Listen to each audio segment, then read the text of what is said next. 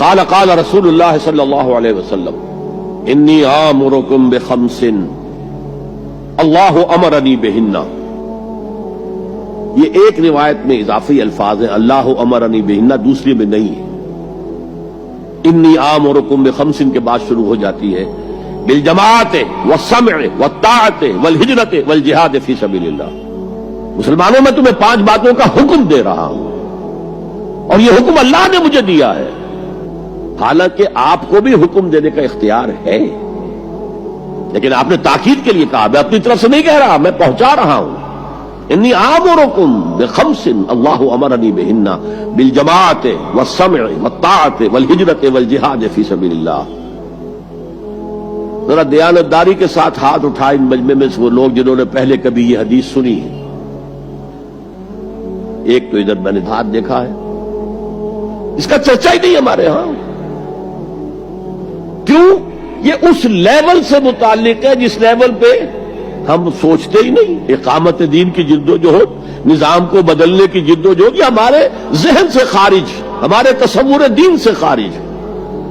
دیکھیے وہ جو ہے بنی الاسلام علی خمس، اس میں امر نہیں ہے، یہ خبر ہے. صرف اسلام کی بنیاد 5 چیزوں پر قائم ہے: شہادت اللہ الہ الا اللہ وان محمد رسول اللہ، واقام الصلاۃ وایتاء الزکوٰۃ وصوم رمضان وحج البیت من استطاع الیہ سبیلا. یہ حدیث کس کو نہیں معلوم؟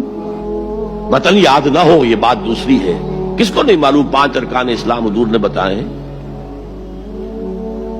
حالانکہ وہاں یہ ہے میں تمہیں حکم دے رہا ہوں، اور چرچا ہی نہیں ہے ہمارے یہاں. جس گاؤں جانا نہیں اس کا راستہ کیا پوچھنا؟ جو کام ہم نے کرنا ہی نہیں، اس کے جو لوازم ہیں ان کے تذکرے کی کیا ضرورت ہے؟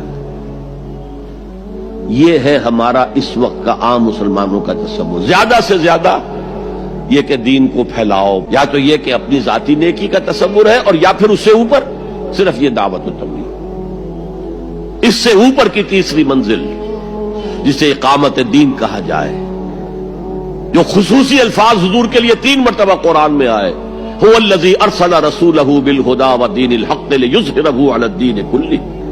کسی اور نبی کے لیے 1 دفعہ بھی نہیں آئے، حضور کے لیے 3 دفعہ آئے. سورہ توبہ، سورہ فتح، سورہ صف. یہ چونکہ چیز ہمارے ذہنوں سے نکل گئی ہے، لہذا اس کے جو متعلقات ہیں اس کی طرف بھی توجہ نہیں ہے. سیدھی سی بات ہے، منطقی بات ہے. جس گاؤں جانا نہیں اس کا راستہ کا ہے وہ پوچھنا. یہ 5 چیزیں ہیں لازم. جماعت کی شکل میں رہو، یہ بھی فرمایا علیکم بالجماعہ، یہ حضور کی حدیث ہے. علیکم بالجماعہ، لازم جماعت کی شکل میں رہو. اور حضرت عمر کا قول ہے، اور آپ کو معلوم ہے کہ صحابی کا قول بھی حدیث کہلاتا ہے. حضرت عمر فرماتے ہیں لا اسلام الا بالجماعہ ولا جماعہ الا بالامارہ ولا امارہ الا بالاطاعہ. کوئی اسلام بغیر جماعت کے نہیں، کوئی جماعت بغیر عمارت کے نہیں، اور کوئی عمارت بے فائدہ ہے اگر اس کی اطاعت نہ ہو. تو پہلا حکم بالجماعہ والسمع، اور سنو. سننے کے لیے وابستہ رہنا ہوگا. وابستہ رہ شجر سے امید بہار رکھ. اب یہ نہیں ہو سکتا تھا کہ حضور پر کوئی بات آئی ہے تو آپ خود ہر ایک کے گھر جا جا کے اس کو پہنچائیں.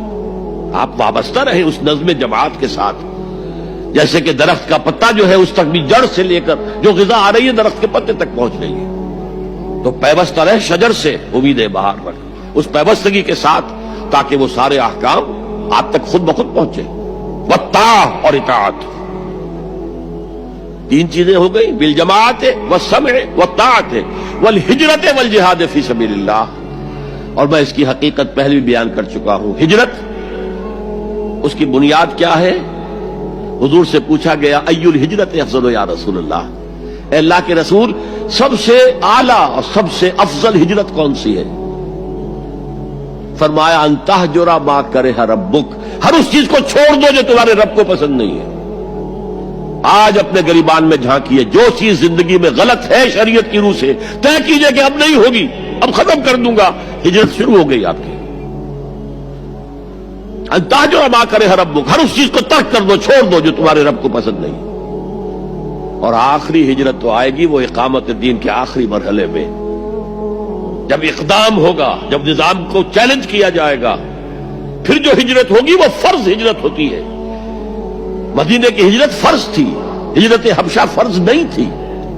وہ تو جن لوگوں کی ہمت جواب دے رہی تھی اور جو پرسیکیوشن ہو رہی تھی اور جو تشدد ہو رہا تھا اس کو برداشت نہیں کر پا رہے تھے، انہیں اجازت دے دی گئی کہ ٹھیک ہے چلے جاؤ، حبشہ کی طرف ہجرت کر جاؤ. مدینے کی ہجرت فرض تھی. اگر کوئی ہجرت نہیں کر رہا، ما لکم من ولایتہم من شیء حتی یہاجروا، تو اے مسلمانوں تمہارا ان سے کوئی تعلق نہیں ہے جب تک کہ وہ ہجرت نہ کرے. بلکہ سورہ نساء میں اس کو بھی ایک طرح کا نفاق قرار دیا گیا. تو وہ ہجرت بڑی ہجرت ہے، گھر بار چھوڑ کر. اور مکے والے جو گئے تھے چھوڑ کر، وہ قریش کے بھیڑیوں کے رحم و کرم پر چھوڑ کر گئے تھے اپنے گھر والوں کو، اور ان کا سارا گھر کا سامان لوٹا گیا تھا، اور اس سارے سامان سے وہ کیپٹل فراہم کیا گیا تھا جس کو لے کر ابو سفیان کا قافلہ گیا تھا شام کی طرف، جس کا حضور نے پیچھا کیا تھا لیکن وہ نکل گیا تھا. جب وہ واپس آ رہا تھا تب حضور نے پھر اس کو کنفرنٹ کرنے کے لیے مدینے سے باہر نکل کر پروگرام بنایا، لیکن وہ اللہ کو کچھ اور منظور تھا. ادھر سے لشکر آ گیا اور جنگ ہو گئی، جنگ بدر ہو گئی. تو ہجرت کیا ہے؟ شروع سے ہجرت کیا ہے؟ ان تہجر ما کرہ ربک، اور سب سے اوپر کیا ہے؟ گھر بار، اپنے آباء و اجداد کی وطن، جہاں آپ کے آباء و اجداد دفن ہے، چھوڑو جاؤ، اور جاؤ وہاں جہاں پوری طاقت مرکوز ہو جائے تاکہ آپ نظام باطل کو چیلنج کرنے کے لیے ساری طاقت ایک جگہ جمع کر سکیں.